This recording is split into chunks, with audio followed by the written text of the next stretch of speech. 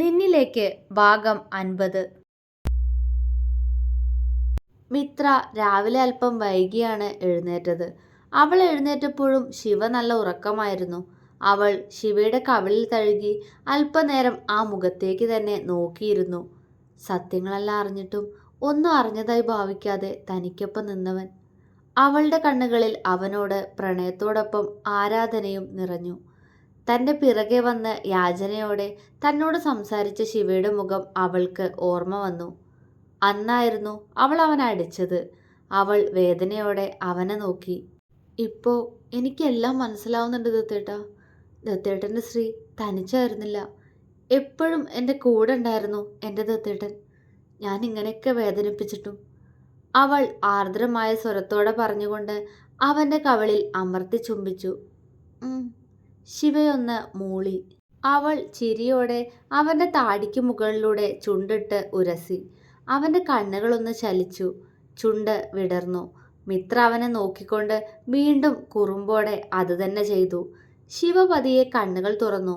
തന്നെ കുറുമ്പോടെ നോക്കുന്ന മിത്രയെ കണ്ട് അവൻ അവളെ നോക്കി.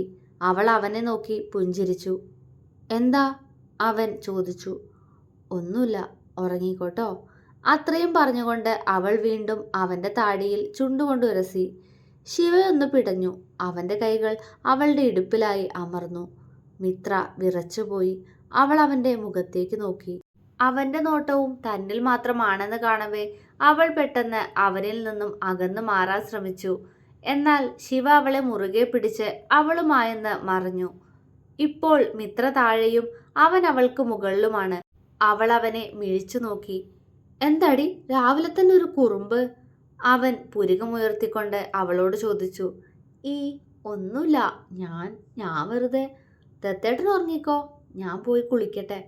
അവൾ വിറയലോടെ പറഞ്ഞുകൊണ്ട് അവനെ തള്ളി മാറ്റാൻ ശ്രമിച്ചു. പക്ഷേ എവിടെ, ചെക്കനൊരു കുലുക്കമില്ല. ദത്തേട്ടാ, അവൾ ചുണ്ടു പിളർത്തിക്കൊണ്ട് വിളിച്ചു. ശിവ അവളെ കള്ളച്ചിരിയോടെ നോക്കി. അങ്ങനെ അങ്ങോട്ട് പോയാൽ എങ്ങനെയാ? മര്യാദയ്ക്ക് ഉറങ്ങിക്കിടന്ന എന്നെ വിളിച്ചുണർത്തിയിട്ട് വെറും കൈയോടെ പോവാൻ പറ്റുമോ? അവൻ അവളുടെ കവിളിലൂടെ തഴുകി അവളുടെ ചുണ്ടിൽ വിരലമർത്തി. അവളിൽ നിന്നൊരു ശബ്ദം. ശിവ അവളുടെ കണ്ണുകളിലേക്ക് ഉറ്റുനോക്കി. ദത്തേട്ടാ, അതുണ്ടല്ലോ, അത് ഞാൻ വെറുതെ ചെയ്തതല്ലേ, എന്നെ വിട്ടേക്ക്. അയ്യേ, ഉമ്മ വെക്കല്ലേ, ഞാൻ ബ്രഷ് ചെയ്തില്ല, സ്മെല്ലുണ്ടാവും. തൻ്റെ ചുണ്ടിലേക്ക് അടുത്ത് വരുന്ന ശിവയെ കണ്ട് അവൾ അവൻ്റെ വാ പൊത്തിപ്പിടിച്ചുകൊണ്ട് പറഞ്ഞു. ശിവ അവളുടെ കയ്യിൽ അമർത്തി ചുംബിച്ചു. അവൾ കൈമാറ്റി അവനെ നോക്കി. അതിന് നമ്മൾ ഉറങ്ങുമല്ലായിരുന്നോടി ഭാര്യയെ? അപ്പോൾ ഞാനും ബ്രഷ് ചെയ്തിട്ടില്ലല്ലോ, അതുകൊണ്ട് കുഴപ്പമില്ല. ഒരു ഡേർട്ടി കിസ് അടിക്കാം നമുക്ക്, വാ, അവൻ കുറുമ്പോടെ പറഞ്ഞു.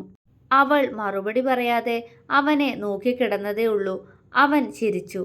ഏതായാലും എൻ്റെ ഉറക്കം പോയതല്ലേ, അപ്പോൾ ഇതെങ്കിലും കിട്ടിയില്ലെങ്കിൽ പിന്നെ എങ്ങനെയാ എൻ്റെ ഉണ്ടക്കണ്ണി? കള്ളച്ചിരിയോടെ പറഞ്ഞുകൊണ്ട് അവൻ അവളിലേക്ക് മുഖമടുപ്പിച്ചു. മിത്ര പിടച്ചിലോടെ അവനെ നോക്കുമ്പോഴേക്കും അവൻ അവളുടെ ചുണ്ടിലേക്ക് അവൻ്റെ ചുണ്ടുകൾ അമർത്തി വെച്ച് കഴിഞ്ഞിരുന്നു. അവളുടെ ഉടലാകെ ചുറ്റി വരിഞ്ഞുകൊണ്ടവൻ അവളുടെ ഇരുതളങ്ങളെയും മാറി മാറി ചുംബിച്ചുകൊണ്ട് മുന്നേറവേ മിത്ര അവനെ ഒന്നുകൂടി തന്നിലേക്ക് മുറുക്കി പിടിച്ചു. അവളെ ശ്വാസം മുട്ടിക്കും വിധം, എന്നാൽ അത്രമേൽ അവളെ കോരിത്തെറിപ്പിക്കുന്ന വിധമുള്ള ചുംബനം. അല്പസമയത്തിന് ശേഷം അവളുടെ കീഴ്ചുണ്ടിൽ പതിയെ പല്ലുകൾ അഴുത്തിക്കൊണ്ട് അവൻ അവളിൽ നിന്നും അകന്നു മാറി അവളുടെ മുഖത്തേക്ക് നോക്കി. പെണ്ണ് ആകെ ചുവന്നിട്ടുണ്ട്. അവൾ അവനെ നോക്കി കിതച്ചുകൊണ്ട് നാണത്തോടെ ചിരിച്ചു. ഈ കിസിന് വേറൊരു ഫീൽ ഉണ്ട് കേട്ടോ ശ്രീ, എനിക്കിഷ്ടായി, അവൻ കുസൃതിയോടെ അവളോട് പറഞ്ഞു. അവൾ അവനെ നോക്കി കുറുമ്പോടെ ചിരിച്ചു. എന്താടി ഇങ്ങനെ ചിരിക്കുന്നേ? ഇങ്ങനൊന്നും ചിരിക്കല്ലേ, എനിക്ക് വേറെന്തെങ്കിലും തോന്നും, അവൻ നേർത്ത സ്വരത്തിൽ പറഞ്ഞു. മിത്ര ചിരിയോടെ അവനെ നോക്കി. അവൻ വീണ്ടും അവളുടെ ചുണ്ടിലേക്ക് താഴ്ന്നു വന്നതും ശിവയുടെ ഫോൺ റിങ് ചെയ്തതും ഒരുമിച്ചായിരുന്നു. ശിവ സംശയത്തോടെ ടേബിളിലേക്ക് നോക്കി. പിന്നെന്തോ ഓർത്തെന്ന പോലെ അവൻ അവളുടെ നെറ്റിയിലൊന്ന് ചുംബിച്ചുകൊണ്ട് അവളിൽ നിന്നും അകന്നു മാറി ടേബിളിൽ നിന്നും ഫോൺ എടുത്തു. മിത്ര അവനെ നോക്കി അവൻ്റെ അടുത്തായി വന്നിരുന്നു. ശിവ അവളെ ഒരു കൈകൊണ്ട് ചേർത്ത് പിടിച്ചു. അവൾ അവൻ്റെ തോളിലേക്ക് ചാഞ്ഞു. ശിവ ഡിസ്പ്ലേയിൽ കാണുന്ന പേരിലേക്ക് ഒരു നിമിഷം ഒന്ന് നോക്കി. എന്തായിരിക്കും മറുവശത്തു നിന്നും കേൾക്കാൻ പോകുന്ന വാർത്തയെന്ന് അവന് ധാരണയുണ്ടായിരുന്നു. ചുണ്ടിൽ വിരിഞ്ഞ പുച്ഛച്ചിരിയോടെ അവൻ കോൾ അറ്റൻഡ് ചെയ്തു. ഹലോ അജു, പറയടാ. അവൻ പറഞ്ഞു. ഹലോ ശിവ, എടാ അത് ചെറിയൊരു പണി കിട്ടി.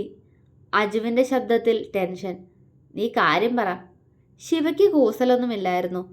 എടാ അത് ആ ഗിരീഷ്, അവൻ മരിച്ചടാ, അജു പറഞ്ഞു. ശിവയുടെ ചുണ്ടിൽ ചിരി വിരിഞ്ഞു. എങ്ങനെ? അവൻ ചോദിച്ചു. അറിയില്ലടാ, ഇന്നലെ നീ ഇവിടെ നിന്ന് ഇറങ്ങിയതിനൊപ്പം ഇറങ്ങിയതല്ലേ ഞങ്ങളും. ഇപ്പോൾ രാവിലെ എന്തെങ്കിലും കഴിക്കാൻ കൊടുക്കണ്ടേന്ന് കരുതി വന്നതാ ഞങ്ങള്. നീ ഇന്നലെ രാത്രി പറഞ്ഞില്ലായിരുന്നോ എന്തെങ്കിലും കൊടുക്കണമെന്ന്? അവൻ വെപ്രാളത്തോടെ പറഞ്ഞു. എന്നിട്ട്? ശിവയുടെ സ്വരം ഗൗരവത്തിലായി. മിത്ര അവൻ്റെ മുഖത്തേക്ക് ഉറ്റുനോക്കി. അവൻ ഒന്നുമില്ല എന്ന പോലെ അവളെ നോക്കി കണ്ണു ചിമ്മി. അവൾ തലയാട്ടി. അറിയില്ല ശിവ, ഇവിടെ ഞങ്ങൾ 4 ആളുണ്ട് ഇപ്പോൾ. കാശിയെ നിന്നെ വിളിച്ചു പറയാൻ പറഞ്ഞെന്നോട്. എടാ ഗിരീഷ്, അവൻ ആരാവും കൊന്നത്? അജുവിൻ്റെ സ്വരത്തിൽ പേടി. അറിയില്ല അജു, പക്ഷേ എന്നാലും അവൻ ആ വിധി അർഹിച്ചിരുന്നു. എൻ്റെ കൈകൊണ്ട് തീർക്കാൻ കരുതിയത് അവനെ. ഛേ, മിസ്സായി. ആ സങ്കടം മാത്രമേ എനിക്കുള്ളൂ. ശിവ പല്ല് കടിച്ചു. അജു മൂളി. നിങ്ങളെന്തായാലും അവിടെ നിന്ന് ഇപ്പോൾ തന്നെ ഇറങ്ങാൻ നോക്ക്. ഞാൻ തോമസ് ഇച്ചായനോടൊന്ന് വിളിച്ചു പറയട്ടെ. ബാക്കിയൊക്കെ ഇച്ചായ നോക്കിക്കോളും. വല്ല കേസോ വഴക്കോ വന്ന ആളെ കൊണ്ട് എന്തെങ്കിലും ചെയ്യാൻ പറ്റൂ, ശിവ ഗൗരവത്തോടെ പറഞ്ഞു. ആ ശരിയടാ ശിവ, എന്നാ നീ വേഗം വിളിച്ചു പറ, ഞങ്ങൾ ഇറങ്ങിയേക്കുവാ. അത്രയും പറഞ്ഞുകൊണ്ട് അജു ഫോൺ കട്ടാക്കി. ശിവ ഫോൺ കയ്യിൽ പിടിച്ച് മിത്രയെ നോക്കി. അവളുടെ കണ്ണുകളിൽ എന്തോ ഒരു പേടി. എന്താ ദത്തേട്ടാ? ആരാ വിളിച്ചേ? ആരാ മരിച്ചേ? അവൾ വിക്കിക്കൊണ്ട് ചോദിച്ചു. ശരീരം പേടി കൊണ്ട് വിറച്ചു. ശിവ മറുപടി പറയാതെ അവളെ നെഞ്ചിലേക്കിട്ട് പൊതിഞ്ഞു പിടിച്ചു. മിത്ര അപ്പോഴും അവനെ പേടിയോടെ നോക്കുന്നുണ്ടായിരുന്നു. ശിവ ഫോണെടുത്ത് അതിൽ തോമസിനെ വിളിച്ചു. മിത്ര അവൻ ചെയ്യുന്നതെല്ലാം ഏറിയ നെഞ്ചെടുപ്പോടെ നോക്കിക്കണ്ടു. ആരോ മരിച്ച കാര്യമാണ് പറയുന്നതെന്ന് അവൾക്ക് മനസ്സിലായി. പക്ഷേ ആളാരാണെന്ന് മാത്രം മനസ്സിലായില്ല. ആരായാലും അയാളെ കൊല്ലാൻ ശിവ തീരുമാനിച്ചിരുന്നു എന്നവൾ ഒരു നടുക്കത്തോടെ മനസ്സിലാക്കി. ഹലോ തോമസ് ചായ. ശിവയുടെ ശബ്ദമാണ് അവളെ ആലോചനയിൽ നിന്നും ഉണർത്തിയത്. അവൻ പറയുന്നത് കേൾക്കാൻ നെഞ്ചിടിപ്പോടെ അവനെ ഉറ്റുനോക്കി.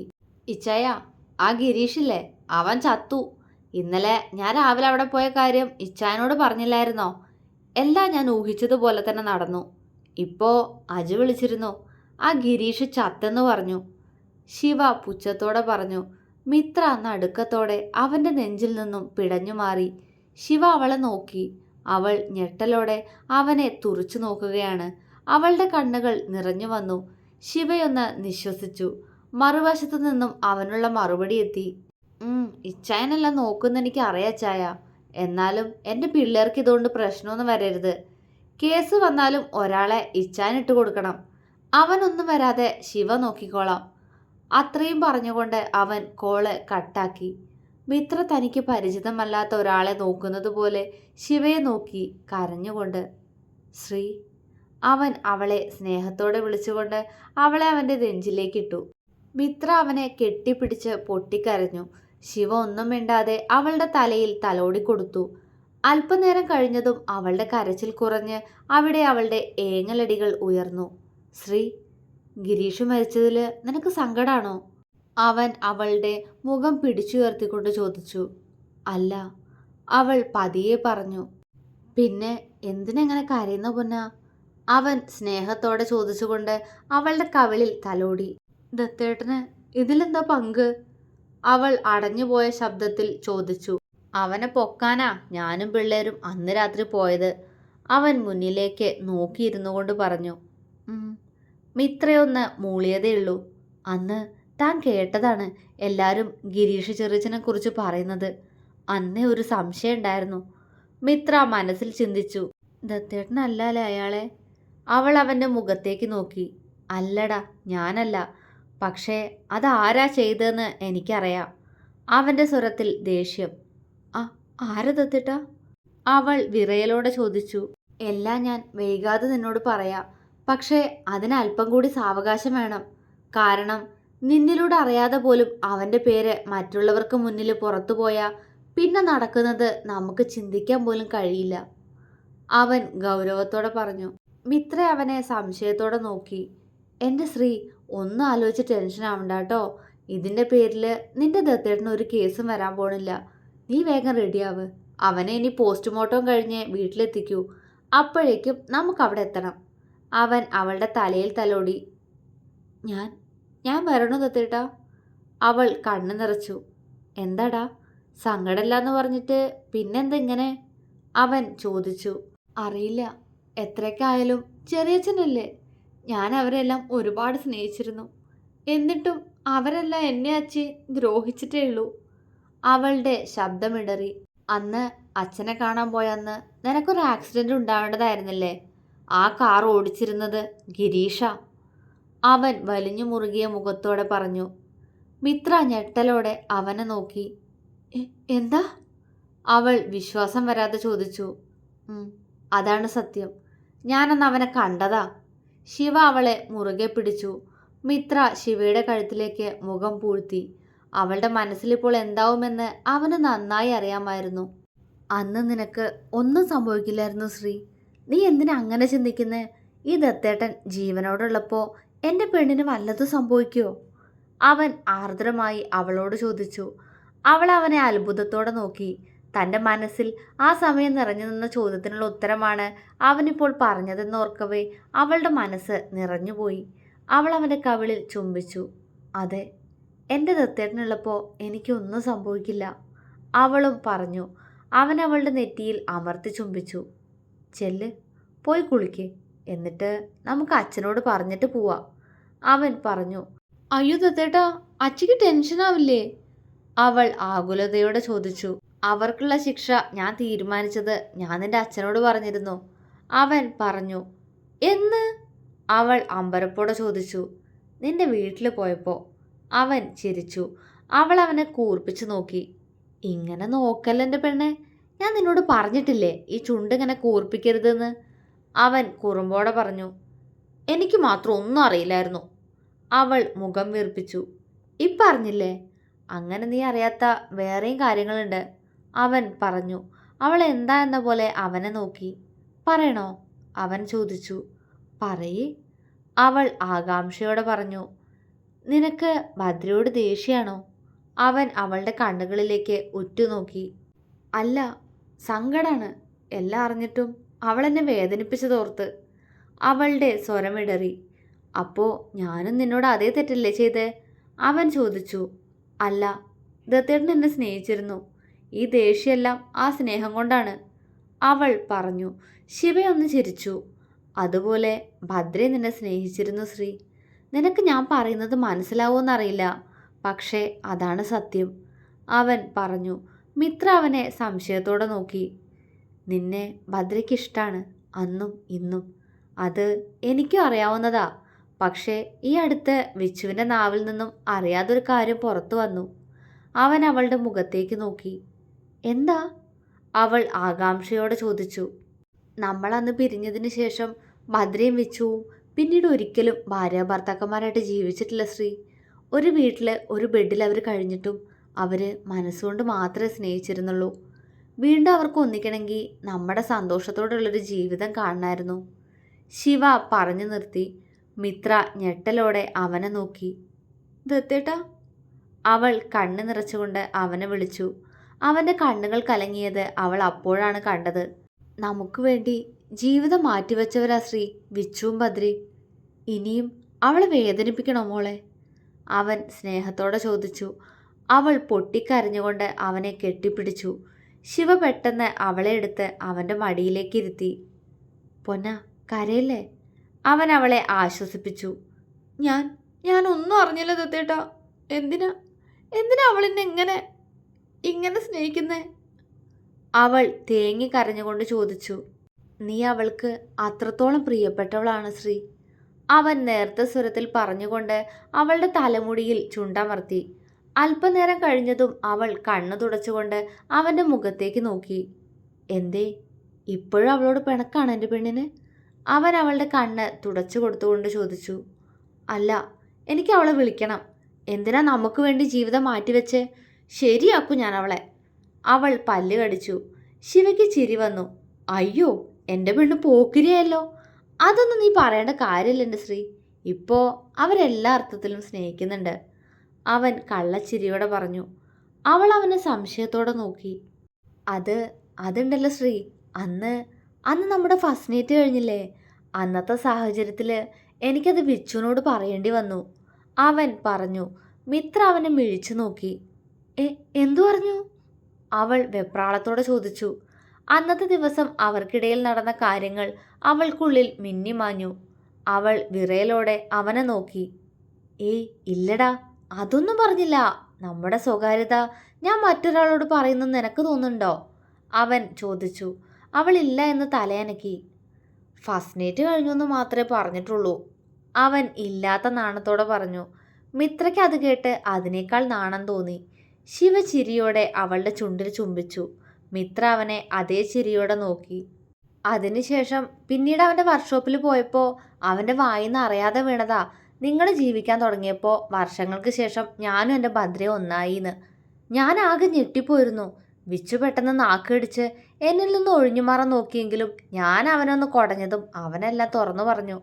ശിവ പുഞ്ചിരിച്ചു. പാവാണല്ലേ ദത്തേട്ടാ? മിത്ര അവനോട് പതിയെ ചോദിച്ചു. അതെ, അവൻ്റെ സ്വരത്തിലും മൃദുലത. അല്പനേരം രണ്ടാളും ഒന്നും മിണ്ടിയില്ല. ശിവ പതിയെ അവളെ അവനിൽ നിന്നും അകത്തിയിരുത്തി. മിത്ര അവനെ നോക്കി. പോയി റെഡിയാവ്, നമുക്ക് പുറത്തുനിന്ന് കഴിക്കാം. അപ്പോഴേക്കും കാശിയോടും അവന്മാരോടും അച്ഛനെ കൂട്ടി അങ്ങോട്ട് വരാൻ പറയാം. ഞാൻ അച്ഛനെ വിളിച്ച് പറയട്ടെ കാര്യം, അവൻ പറഞ്ഞു. മിത്ര തലയാട്ടി ബെഡിൽ നിന്നും എഴുന്നേറ്റു. അവൾ അലമാരയിൽ നിന്നും ഡ്രസ്സ് എടുത്ത് ബാത്റൂമിലേക്ക് കയറുന്നത് കണ്ടുകൊണ്ട് ശിവ ഫോണുമായി പുറത്തേക്കിറങ്ങി. മുന്നിൽ ജീവനില്ലാതെ കിടക്കുന്ന ആ ശരീരത്തിലേക്ക് നോക്കുമ്പോൾ മിത്രയുടെയും ഗോവിന്ദൻ്റെയും മുഖം നിർവികാരമായിരുന്നു. ആക്സിഡൻ്റ് ആയിരുന്നുവെന്ന് അവിടെ ആരൊക്കെയോ പറയുന്നത് മിത്ര കേട്ടു. അവൾ ആരോടും മിണ്ടിയില്ല. പോസ്റ്റ്മോർട്ടം ചെയ്തിട്ടും അതിലും സംശയിക്കത്തക്ക ഒന്നും കണ്ടെത്താൻ കഴിഞ്ഞില്ല. മിത്രയ്ക്ക് അത്ഭുതമൊന്നും തോന്നിയില്ല. കാരണം ശിവ എന്താണെന്ന് ഇപ്പോൾ അവൾക്ക് മനസ്സിലാകുന്നുണ്ടായിരുന്നു. തന്നെ കരഞ്ഞുകൊണ്ട് നോക്കുന്ന ഗിരീഷിൻ്റെ ഭാര്യയെയും മക്കളെയും മിത്രയൊന്ന് നോക്കി.